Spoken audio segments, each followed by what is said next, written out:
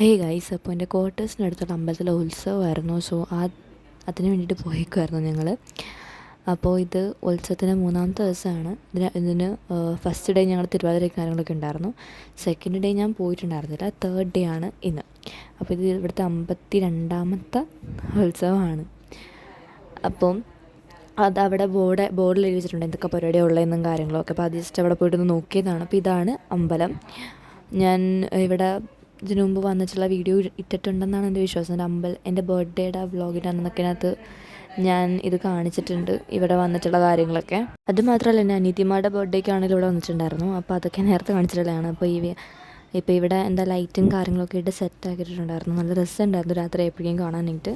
പിന്നെ ഉത്സവം കാര്യങ്ങളെല്ലാം കഴിഞ്ഞിട്ട് ഇവിടെ തന്നെ അന്നദാനവും കാര്യങ്ങളൊക്കെ ഉണ്ടായിരുന്നു. ഞങ്ങളുടെ ഉത്സവം എന്ന് പറയുന്നത് ഒരു 5 ദിവസത്തെ പരിപാടിയാണ്. 5 ദിവസവും അന്നദാനവും എല്ലാം ഉണ്ടായിരുന്നു. പിന്നെ ഞങ്ങൾ അവിടെ നിന്ന് അങ്ങോട്ട് നടന്നപ്പോഴേക്കുമാണ് ആനയെ കണ്ടിട്ടുണ്ടായിരുന്നത്. പിന്നെ അവിടെ പോയിട്ട് കുറച്ച് നേരം ഫോട്ടോസും കാര്യങ്ങളൊക്കെ എടുത്തിട്ടുണ്ടായിരുന്നു. ഒരു ആന ഉണ്ടായിരുന്നു അവിടെ. അമ്പലത്തിനകത്താണെങ്കിൽ കഥകൾ നടന്നുകൊണ്ടിരിക്കുകയായിരുന്നു. പിന്നെ ഞാൻ അമ്പലത്തിൻ്റെ അകത്തോട്ടൊന്നും അങ്ങനെ കയറിയിട്ടുണ്ടായിരുന്നില്ല, പുറത്ത് നിന്നിട്ടുണ്ടായിരുന്നു. പിന്നെ ഞാനും എൻ്റെ ഫ്രണ്ട് ലക്ഷ്മി ഉണ്ടായിരുന്നു. ഞങ്ങളാണെങ്കിൽ അൺഎക്സ്പെക്റ്റഡ് ആയിട്ട് ഒരേപോലത്തെ ഡ്രസ്സൊക്കെ ഇട്ടിട്ടാണ് വന്നിട്ടുണ്ടായിരുന്നത്.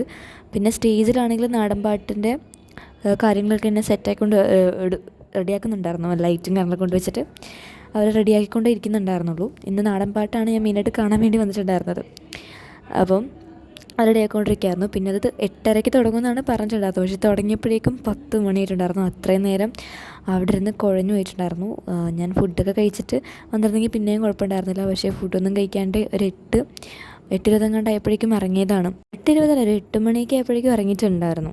അപ്പോൾ അത്രയും നേരം അവിടെ ഇരുന്നപ്പോഴേക്കും കുഴഞ്ഞു പോയിട്ടുണ്ടായിരുന്നു. പിന്നെ കുറച്ച് കഴിഞ്ഞപ്പോഴേക്കും എൻ്റെ ബാക്കി ഫ്രണ്ട്സൊക്കെ വന്നിട്ടുണ്ടായിരുന്നു. ഫ്രണ്ട്സ് എന്ന് പറയാനായിട്ട് ഇതൊക്കെ കൊച്ചു പിള്ളേരാണ്. ഇവന്മാരൊക്കെയാണ് എൻ്റെ ഇവിടുത്തെ കമ്പനി.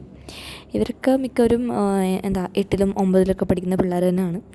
അപ്പോൾ ഞങ്ങളെല്ലാവരും കൂടെ അവിടെ ഇരുന്നിട്ടുണ്ടായിരുന്നു. പിന്നെ കുറച്ച് കഴിഞ്ഞപ്പോഴേക്കും ലേസും പിന്നെ കുറച്ച് വെള്ളവും കാര്യങ്ങളൊക്കെ മേടിക്കാനായിട്ട് പോയിട്ടുണ്ടായിരുന്നു. ഇവിടെ അടുത്ത് തന്നെ കടയുണ്ട്. അപ്പോൾ അവിടെ പോയിട്ട് അതൊക്കെ മേടിച്ചിട്ട് ഞങ്ങൾ വീണ്ടും വന്നിരുന്നിട്ടുണ്ടായിരുന്നു.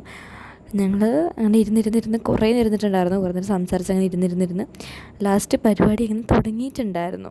ഇത് കഴിഞ്ഞപ്പോൾ തന്നെ അത്യാവശ്യം ആൾക്കാരൊക്കെ വന്നിട്ട് ഗ്രൗണ്ടൊക്കെ അത്യാവശ്യം ഒന്ന് അറിഞ്ഞ് തുടങ്ങിയിട്ടുണ്ടായിരുന്നു. പിന്നെ ലൈറ്റൊക്കെ ഓഫ് ചെയ്തിട്ട് അവർ ആ പരിപാടി അങ്ങോട്ട് തുടങ്ങിയിട്ടുണ്ടായിരുന്നു. ഞങ്ങൾ ആദ്യമേ ഇവന്മാരുടെ കൂടെ ഈ ഒരു സൈഡിലേക്കായിരുന്നു മറന്നിട്ടുണ്ടായിരുന്നത്.